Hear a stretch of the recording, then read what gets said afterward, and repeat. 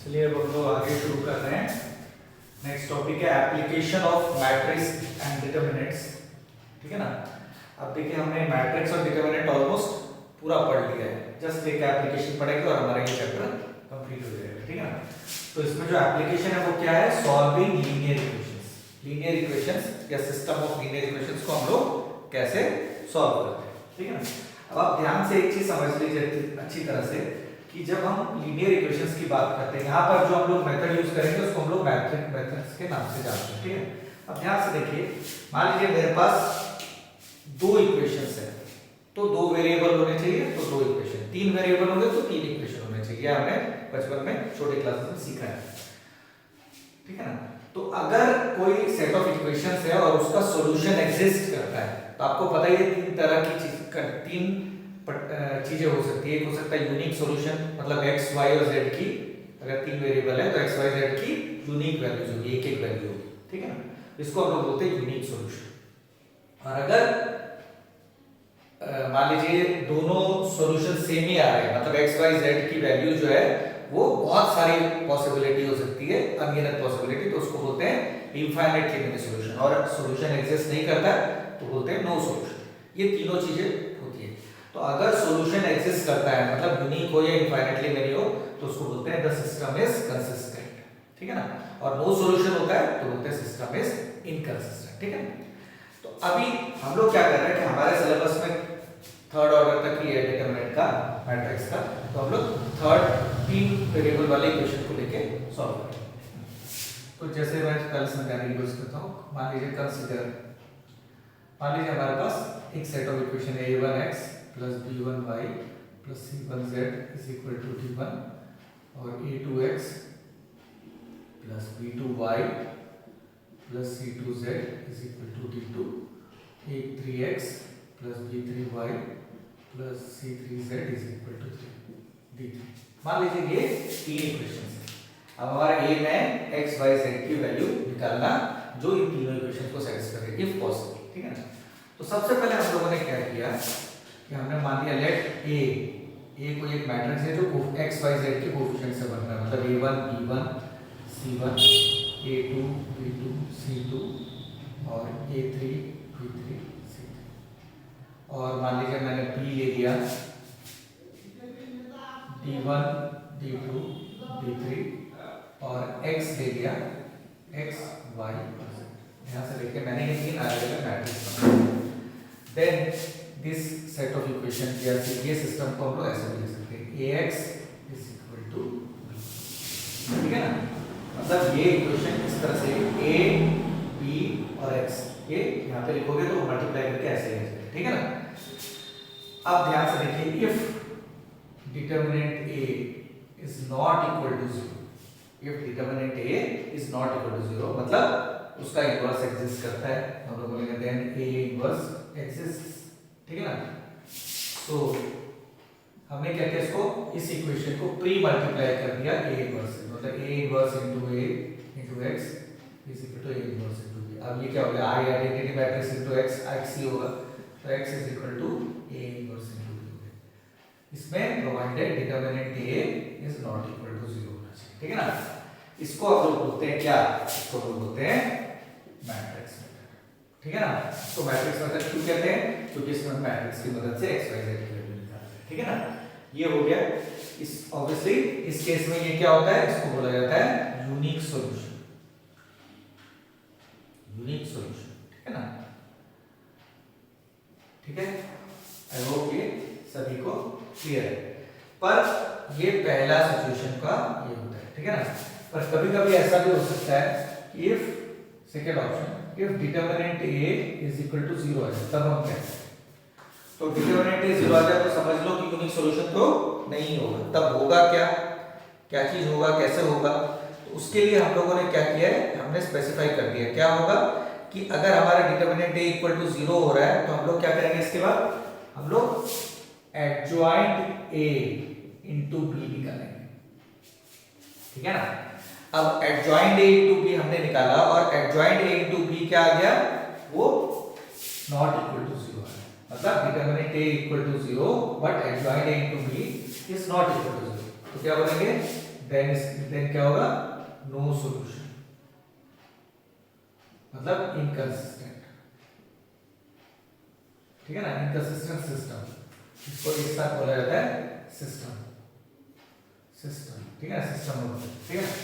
अब ये भी हो सकता है कि डिटरमिनेंट ए 0 आ रहा है और एडजॉइंट ए इनटू बी भी क्या आ रहा है, 0 ही आ रहा है, देन दोनों पॉसिबिलिटी है, मतलब इनकंसिस्टेंट भी हो सकता है और कंसिस्टेंट भी हो सकता है। बस इतना ही जानकारी, मतलब इसमें हम इससे ज्यादा कुछ नहीं करेंगे, जस्ट क्योंकि ऑब्वियसली सॉल्यूशन तो एग्जिस्ट कर नहीं रहा है, तो हम लोग इसको ऐसे ही लिखना है, जस्ट अगर चेक करना हो तो इस तरह से हम चेक कर सकते हैं, ठीक है ना। तो अगर ये आया और ये आया तो बोलेंगे नो सॉल्यूशन, इनकंसिस्टेंट है स्पेसिफिकली, पर अगर adjoint A into B is equal to 0 आ रहा है और डिटरमिनेंट ए भी 0 है तो बोलेंगे दोनों में से कोई भी हो सकता है, कंसिस्टेंट भी हो सकता है, इनकंसिस्टेंट हो सकता है। कंसिस्टेंट मतलब इनफाइनाइटली मल्टी सॉल्यूशन, ठीक है ना।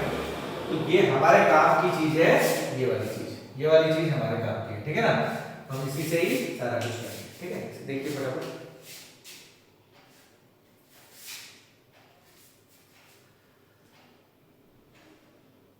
एक बात अच्छी तरह से समझ लीजिए, बहुत इंपॉर्टेंट है, ज्यादातर एक 6 मार्क्स का क्वेश्चन यहाँ से आता है, ठीक है ना, इफ नॉट 6 4 मार्क्स का तो आएगा ही, ठीक है ना।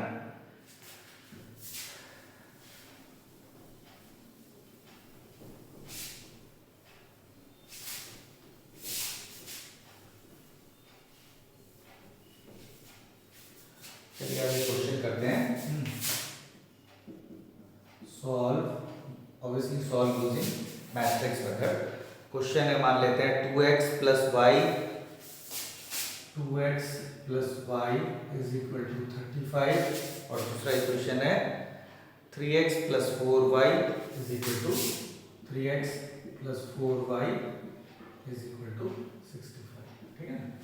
अब इसको हमको सॉल्व करना है, तो देखिए सबसे पहले we have 2x plus y is equal to 35 and 3x plus 4y is equal to 65, है ना।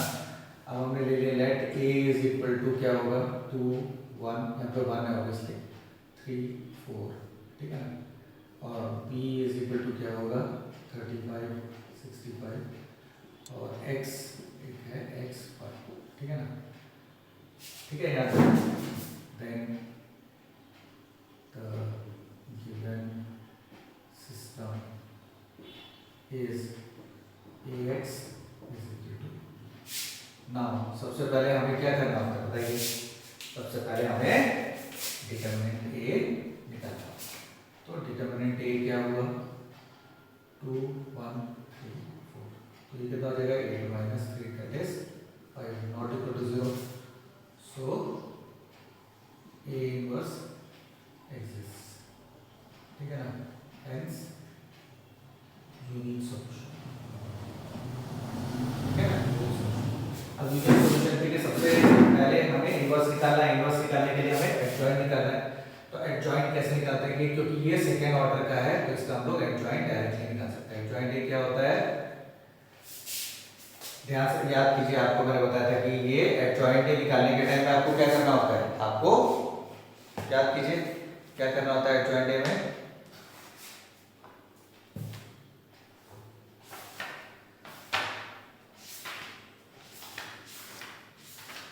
देखिए आप इसको एडजॉइंट अगर आपको निकालना है तो आप इसका दो तरीके से निकाल सकते हैं। एक तो ऑर्थोडॉक्स तरीका है कि सभी चारों नंबर का ट्रांसपोज पे ये कोफैक्टर निकालो और उसके बाद वो उस तरीके से आप कर सकते हैं, ठीक है ना। पर हम लोग क्या करते हैं कि जो नीचे की तरफ जा रहा है उसको इंटरचेंज, मतलब इसको हमको इंटरचेंज करना होगा, इस वाले को इंटरचेंज करना है, इस वाले का साइन चेंज करना है, ठीक है ना। तो इस इंटरचेंज किया तो ये क्या हो जाएगा 2 4 की जगह हो जाएगा 4 2 और इसका साइन चेंज किया तो -3 -1। ध्यान से देखिए, अगर आपको याद है आप इसको डायरेक्ट कर सकते हैं या फिर आप चारों नंबरों का कोफैक्टर निकालिए तो उसका ट्रांसपोज, ठीक है ना। याद रखिए बहुत इंपॉर्टेंट है, ये गलत हुआ तो सारा ही गलत है, लड्डू ही मिलेगा, ठीक है ना। तो ये हो गया एडजॉइंट, ठीक है ना। तो देयरफॉर A इनवर्स क्या होगा 1 by determinant A into adjoint. So A inverse क्या हो गया 1 by 5 into 4 - 1 -3 2। आई होप यहाँ से सभी को क्लियर है, ठीक है ना। अब इसके बाद देखिए ध्यान से, तो हम क्या करेंगे, now x is equal to a inverse into b होता है। तो x क्या है, x को ऐसे रहने देते हैं, a इनवर्स क्या आया, a इनवर्स क्या है 1 बाई डिटर्मिनेंट, अच्छा a इनवर्स की वैल्यू डायरेक्ट यहाँ से डाल दे रहा हूँ, 1/5 4 -1 -3 2 इंटू b क्या है 35 एंड 65, ठीक है ना। अब इसको तो मल्टीप्लाई, तो 4 इंटू 35 इज 140 -65 है ना, और ये हो गया -105 प्लस 130, ठीक है। ठीक है, 3 इंटू 35 कितना होगा 70, और हाँ ठीक है सही है। तो ये हो गया 1/5, और ये कितना हुआ है 0 में से 5 गया तो 5, 14 में से 6 के 8, 85, और यहाँ पे 25, ठीक है ना। तो ये अल्टीमेटली क्या हो गया 85/5, ये हो गया 25/5। तो 85/5 कितना हो रहा है 5 17 और 5, तो ये क्या है आपका एक्स वाई, क्योंकि x जो है आप देख सकते हो x जो एक मैट्रिक्स है उसमें x और y है, ठीक है ना। तो therefore x is equal to 17, y equals to 5, ठीक है ना, इज द रिक्वायर्ड सॉल्यूशन, ठीक है ना।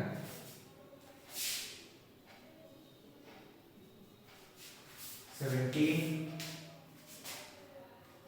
34 प्लस 5 39 आ रहा है, something is wrong।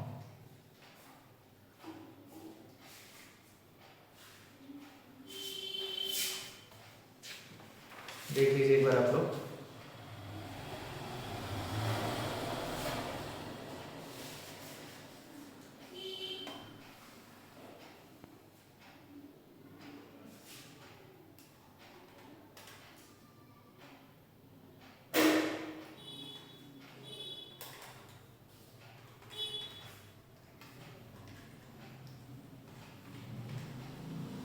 और यहाँ पे एक मिस्टेक है, ये सही होगा, ये 70 है ना, तो ये क्या हो जाएगा,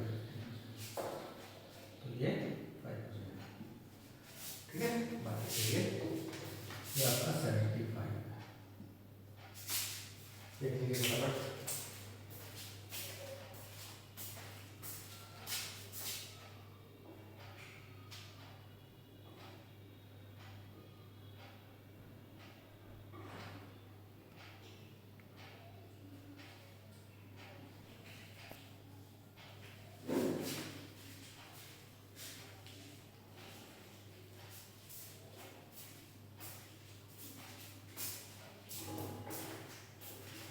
ठीक है, इसी तरह से आप लोग अगर 3 थर्ड ऑर्डर का मतलब 3 इक्वेशन दिए हो तो वो भी आप इसी तरीके से कर सकते हैं, ठीक है।